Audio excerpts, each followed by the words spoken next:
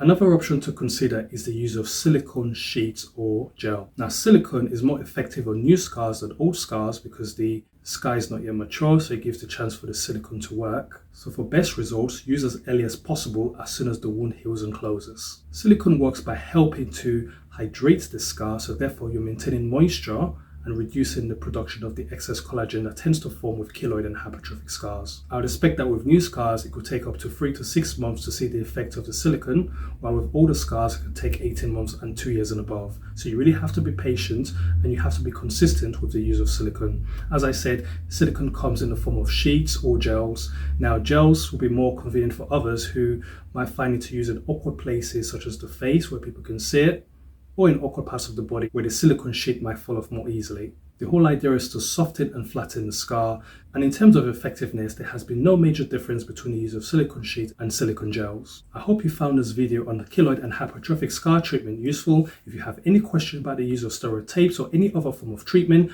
please drop some comments below.